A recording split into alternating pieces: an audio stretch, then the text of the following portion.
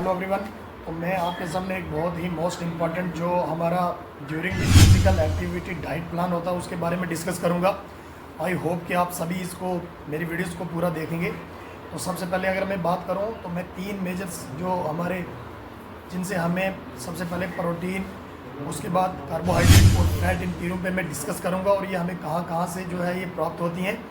तो सबसे पहले अगर मैं बात करूं तो बहुत सारे आपने लोगों को लॉर्ड्स ऑफ द पीपल्स जो आपने सुना होगा, कहीं सोशल इन्फ्लुएंस जो होते हैं वो बोलते हैं कि आपने इतना प्रोटीन, कहीं एडवर्टाइजमेंट हम देखते हैं तो उस एडवर्टाइजमेंट को देखने के बाद हम उस चीज़ पे जो है अमल करना शुरू कर देते हैं। तो ऐसा जो है ये बिल्कुल नहीं करना है। एज ए बिगनर अगर हम स्टार्टिंग से जैसे हम कोई फिजिकल एक्टिविटी, चाहे वो कोई जिम में जा रहा हो या फिर ग्राउंड में वर्क कर रहा हो, एज ए बिगनर होते तो हमें वो ज़्यादा प्रोटीन को नहीं लेना है।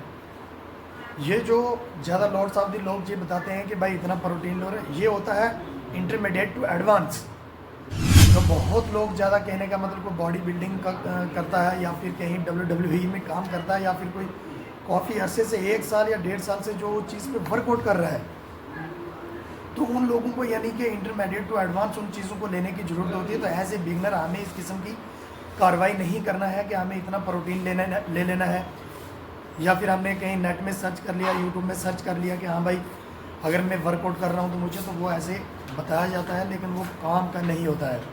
आपको पता है कि प्रोटीन एक बहुत ही इम्पोर्टेंस और बहुत ही एक्सपेंसिव न्यूट्रिशन माना जाता है। इससे हमारे को कोई फ़ायदा नहीं होने वाला है कि हम बहुत ज़्यादा प्रोटीन ले रहे हैं। जब तक आपका मसल्स जो है वो टूटेगा नहीं, डिवेल्प नहीं करेगा, तब तक वो प्रोटीन आपका वेस्ट जाएगा।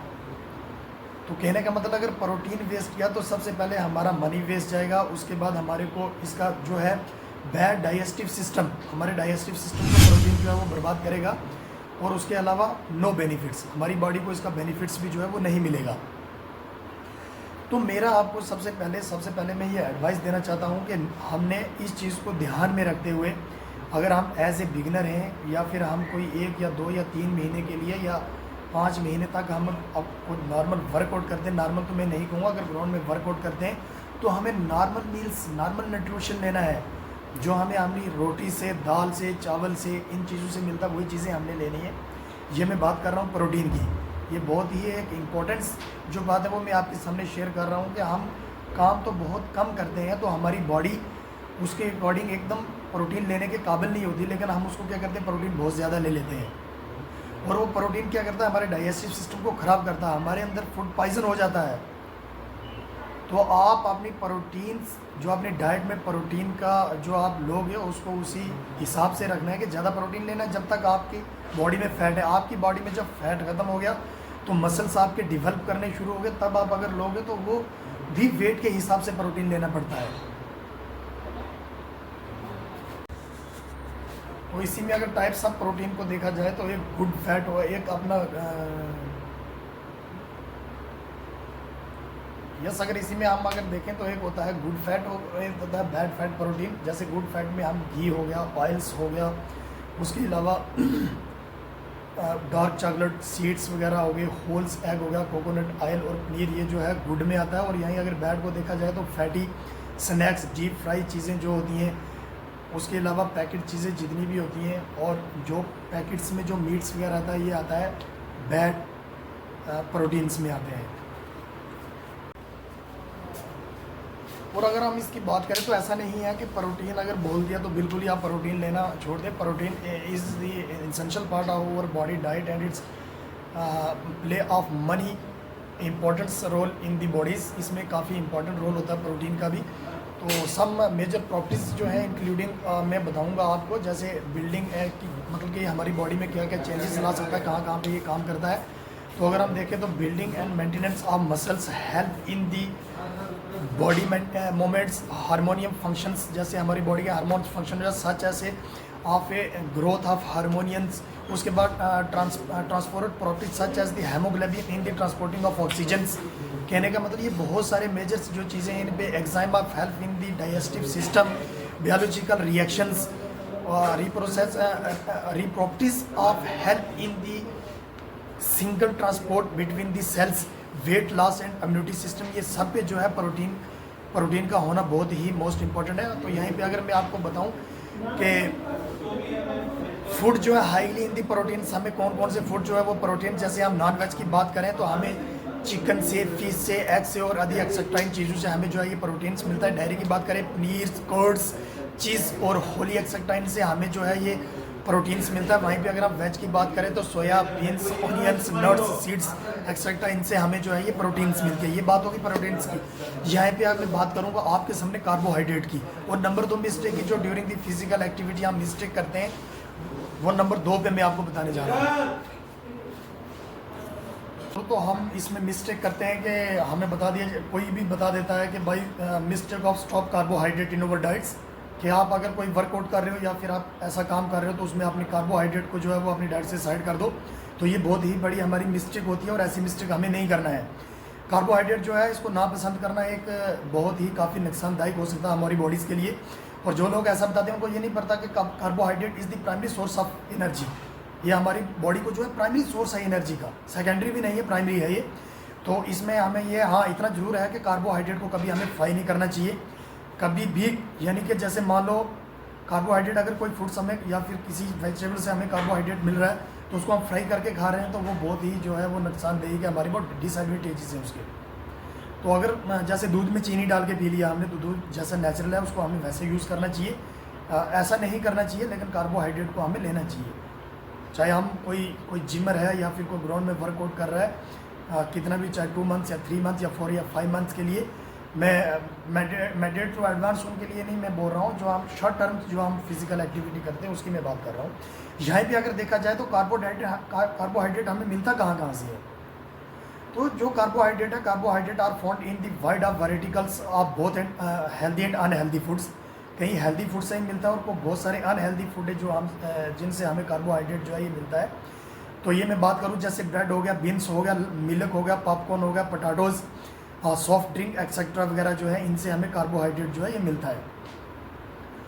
तो यहीं पे अगर मैं बात करूँ कि टाइप्स ऑफ कार्बोहाइड्रेट के कितने टाइप का कार्बोहाइड्रेट होता है, तो ओनली 2 टाइप्स ऑफ कार्बोहाइड्रेट, दो किस्म का 2 टाइप का कार्बोहाइड्रेट होता है। Number 1 simple carbohydrate, number 2 complex carbohydrate. अगर मैं सिंपल कार्बोहाइड्रेट की बात करूँ तो गेट्स डाइजेस्टिव वेरी फास्ट। मैं सिंपल कार्बोहाइड्रेट की बात करूं तो ये बहुत जल्दी हाजम हो जाते हैं हमारी बॉडी के अंदर जब हम इसको लेते हैं। तो इसमें कौन कौन सी चीज़ें, rapid of short term source of energy, ये बिल्कुल short term source of energy होता है। अगर मान लो मैं कहीं रनिंग कर रहा हूँ या फिर मैं कहीं पुशअप लगा रहा हूँ या फिर मैं कहीं बॉक्सिंग खेल रहा हूँ, तो मेरा एक राउंड ख़त्म होने के बाद जो चीज़ मैं लेता हूँ वो short term of carbohydrate provide energy, you know me. I hope कि आपको समझ आ गया होगा। तो इसी में अगर हम बात करें तो जो ये सिंपल कार्बोहाइड्रेट है ये जो है डाइजेस्टिव बड़ा फास्ट होता है, उसके बाद short term of source of energy होता है। एग्जांपल इसमें जो है वाइट ब्रेड आ गया आपका, शुगर, सोडा, आइसक्रीम एक्सेट्रा, कोई और ड्रिंक्स जैसे एनर्जी ड्रिंक्स हम लेते हैं, ये सब चीज़ें जो है ये सिंपल कार्बोहाइड्रेट में आती है। वहीं पे मैं अगर कम्प्लेक्स कार्बोहाइड्रेट की बात करूँ तो डाइजेस्टिव रिलेटिव वेरी स्लो, ये बहुत स्लो जो है डाइजेस्टिव होता है हमारे को, और they provide energy for the long times, ये लॉन्ग टाइम एनर्जी हमारे को देता है। एग्जांपल के तौर पे हम फ्रूट्स अगर लें, वेजिटेबल लें, पल्सेस, दाल्स वगैरह लें, होल मील्स जो हम लेते हैं, इनसे हमें लॉन्ग टर्म कार्बोहाइड्रेट मिलता है और डाइजेस्टिव भी बहुत स्लो होता है। आई होप कि आप इसको बहुत अच्छे से समझ गए होंगे। कार्बोहाइड्रेट के ऊपर मैंने डिस्कस किया, अपनी डाइट से इसको दूर नहीं करना है, लेकिन इसका बिल्कुल जेन्युइन नेचुरली तौर पे इसका इस्तेमाल करना है, इसमें अदर चीज़ों को ऐड नहीं करना है। और कौन सा कार्बोहाइड्रेट किस समय हमारी बॉडी को काम देगा, कौन शॉर्ट टर्म में देगा, कौन लॉन्ग टर्म में देगा, कौन जल्दी हाजिर होगा, कौन जल्दी नहीं डाइजेस्टिव होगा, वो मैंने सब आपको बता दिया। अब मैं बात करूँगा फैट की। बात करें कि व्हाट इज़ फैट, फैट है क्या चीज़ है, फैट के बारे में मैं बताने जा रहा हूँ। जैसे मैंने आपको कार्बोहाइड्रेट प्रोटीन के बारे में बहुत डीपली आपको समझा दिया। यहाँ पे अगर मैं फ़ैट की बात करूँ तो फैट क्या चीज़ है, फंक्शन ऑफ फैट, उसके अलावा टाइप्स ऑफ फैट और गुड फैट और बैड है फैट जो है, इन सभी में मैं बात करूँगा। अगर देखें कि व्हाट इज़ फैट, फैट है क्या, तो fat is a collection of molecule called triglyceride. अब आप बोलोगे सर कि ट्राइग्लिसराइड क्या होता है, तो ट्राइग्लिसराइड यानी कि फैट 3 के साथ जो एसिड मिलकर ग्लिसरॉल तैयार करता है के साथ मिल जाता है और उसको ट्राइग्लिसराइड कहा जाता है। तब उससे जाके ट्राइग्लिसराइड बनता है। और ऐसे बहुत सारे मॉलिक्यूल मिलकर ये फैट को तैयार करते हैं। अगर ये लिक्विड फॉर्म में हो तो उसको हम फैट नहीं कहते, अगर ये सॉलिड फॉर्म में है तो उसको हम फैट कहेंगे। ये बड़ी इंपॉर्टेंट बात है, इस पर ध्यान देने वाली। अगर ट्राइग्लिसराइड मॉलिक्यूल के साथ अगर मिल जाता है तो वो अगर लिक्विड फॉर्म में तो उसको हम फैट नहीं कहेंगे, अगर सॉलिड फॉर्म में तो उसको हम फैट कहेंगे। आई होप कि आपको समझ आ गया होगा फैट होता क्या है। तो यहीं पे मैं अगर फंक्शन ऑफ फैट की बात करूँ हमारी बॉडी में ये फंक्शन कैसे करता है, तो फैट भी हमारी बॉडी के लिए एक सोर्स ऑफ एनर्जी है।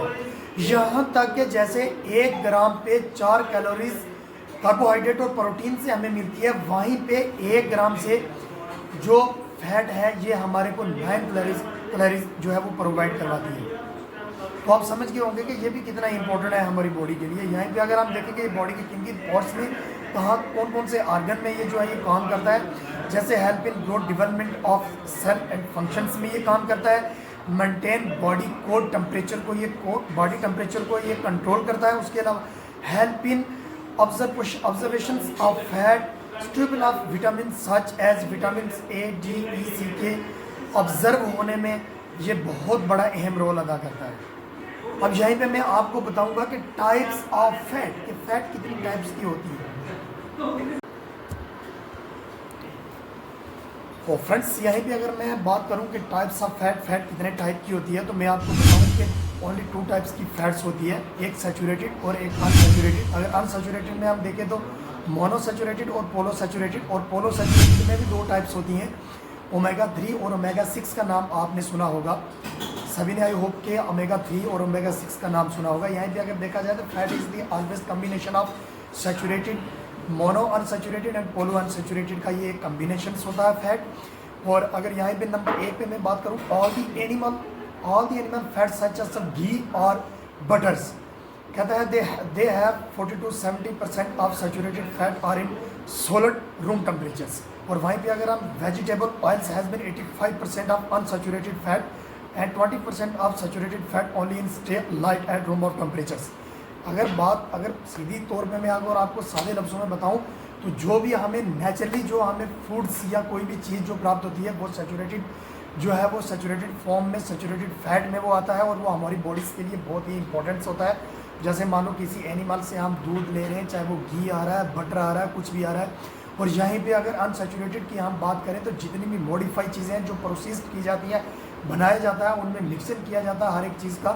तो आपको पता है हर एक चीज़ में आजकल केमिकल डाला जाता है, तो वो अनसैचुरेटेड फैट में आता है, वो हमारी बॉडी के लिए बहुत ही हानिकारक होता है। तो हमने कोई भी अगर आपने फिजिकल पे अगर कोई वर्कआउट कर रहा है, आपकी लाइफस्टाइल कैसा, आप ग्राउंड में काम कर रहे हैं या कहीं पे भी, तो आपको सैचुरेटेड फैट को ही जो है वो प्रेफरेंस देना है, अनसैचुरेटेड फैट को नहीं लेना है। यहीं पे अगर मैं बात करूँ गुड फैट और बैड फैट की, तो जैसे एग हो गया ये हमारी गुड में आएगा।